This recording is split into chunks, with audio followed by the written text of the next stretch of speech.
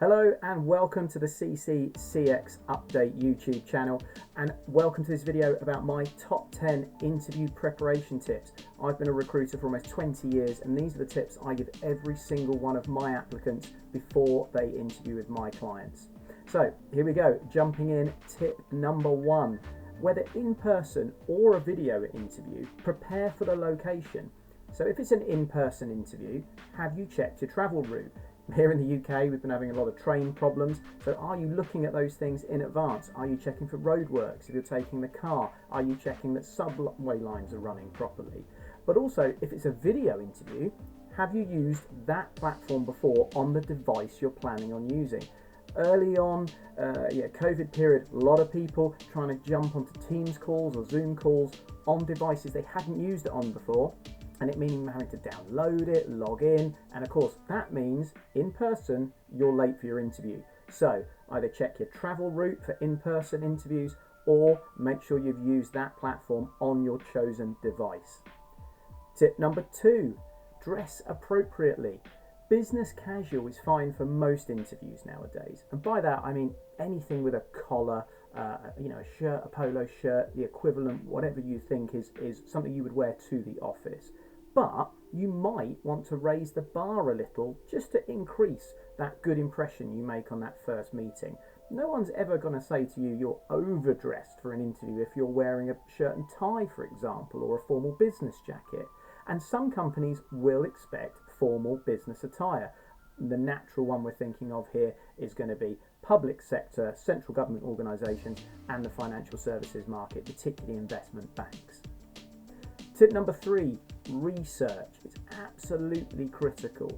It doesn't just mean reading the website.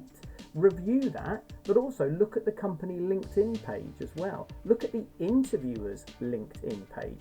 Don't forget, they'll be able to see if you've looked at their page. Just that alone shows them that you've done your research.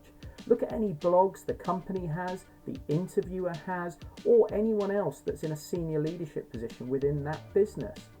Google the company as well. See if there's news out there and think creatively.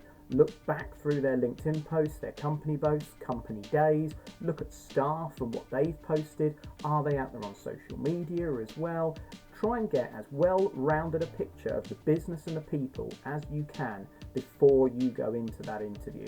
Make your notes in advance and have those with you, either physically, in person, or right there if you're on a video interview like this that you can physically refer to.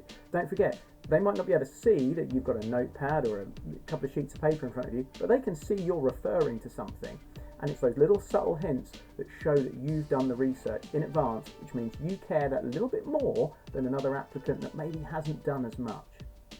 Tip number 4, discuss the interview with the recruiter. Now this can obviously be internal recruitment, talent acquisition, human resources if it's an internal department, but if you're working with a third-party external recruiter like myself, discuss the interview with them in advance. Don't assume you know it all and all interviews are the same. Overconfidence in terms of going into an interview thinking you know it all is the number one failing of interviewees in my experience. A cold shiver always runs down my spine when people say, don't worry, I've got this, we don't need to catch up beforehand. You don't know every interviewer, you don't know every company or their expectations. If you think you do, you're setting yourself up to fail. Tip number 5, prepare your questions for the interviewer in advance and have them noted down. I already mentioned having your notes there. That should include a couple of questions for the interviewer based on what you think they're going to want you to ask about and what you're going to need to know.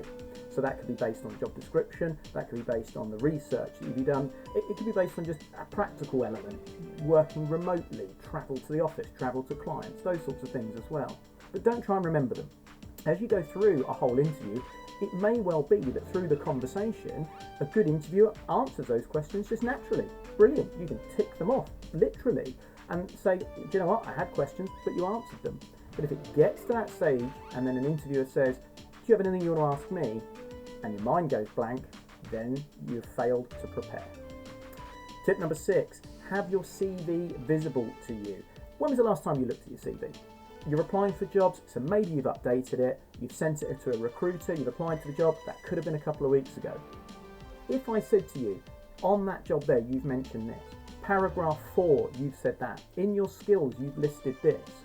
Can you literally photogenically remember that? If you can't, have your CV in front of you. You need to be able to see what the interviewer is referring to, because they will refer to it. And even if it is your experience, how you wrote it down could form the basis of the question they ask you. Tip number 7, have you arranged time or space for the interview with work or family? So this mainly applies to video interviews, but it can apply to in-person ones as well. You're having an interview, you've prepared yourself, but have you spoken to your family if you're working from home? Right, I'm going to need an hour totally left alone. No phone calls, no knocking on the door, no nothing. Someone take the dog out, someone make sure the kids are busy. If you're in a work environment, have you booked a meeting room?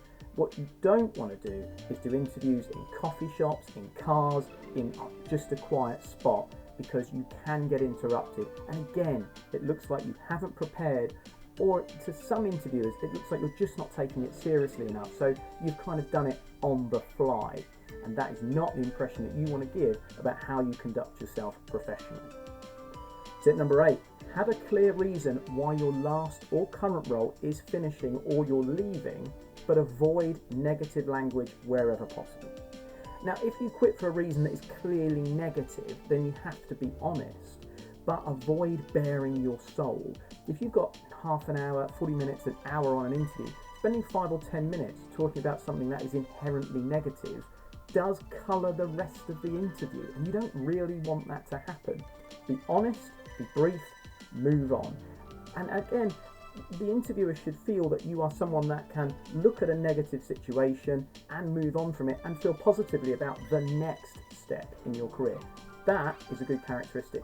That is what people are going to want to bring into their employee environment. Tip number 9, prepare a closing question. Ask your interviewer if you've missed out on anything or if they have any concerns, and be comfortable answering that, whatever their answer is. People don't ask this question because they're scared of the answer, but actually it can get you into that next stage, that final stage, because some interviewers themselves are somewhat nervous perhaps, or reticent about asking those things. But if you're offering the opportunity to say, be honest, is there anything I've missed? Is there anything I said that you thought that's not quite right? Let's cover it now. Look, it's natural that everyone has nerves in an interview. You're giving yourself a little second bite of the cherry there by saying, is there anything I can cover off quickly before we wrap up? They might not still be honest though, by the way, but at least you gave them the chance. And you know what? If you fail that interview having asked that, it will give you more confidence going into the next one. Number 10, and this might sound contradictory given the rest of the 9 we've been through, but don't over prepare. Don't spend days thinking about the interview and dwelling on it, preparing too much data, too many questions. An interview could take a totally different direction, and then your time that you've spent invested in all that extra work could be wasted. And then that makes you feel like, am I now uncomfortable? Am I in the wrong direction here? And you'll feel like you didn't complete it because you didn't get to show everything you'd done and say everything you wanted to say. Prepare properly, but then put it down and just wait for the interview. Over-analysis will just cause you to freeze, and it can lead to poor performance, slow memory recall, and awkward communication. Also, tip number 11, a bonus one, be rested and be relaxed. Now, that might not be easy for everyone. Maybe you've got a newborn, a puppy, maybe you're just got an absolutely hectic schedule, but honestly, going into an interview on a good night's sleep, it's a bonus tip. Tip number 11, it will absolutely make the difference from a physical and mental well-being point of view, I assure you. So in summary, if you follow those 10/11 top tips that I give to every candidate that interviews for me with a client, I guarantee that you will improve your ratio of interviews to offers. You might not get every single one. Remember, each job only requires one person, and every company is interviewing more than one person for a job. So more people fail interviews than pass them. That is natural. But preparing properly for it means you'll give a good interview, a good account of yourself, and as I say, increase your chance of getting that job offer. Then, whether or not you take it, that's up to you. Thanks very much. Click like and subscribe for other videos, LinkedIn and career hints and tips. Thanks a lot.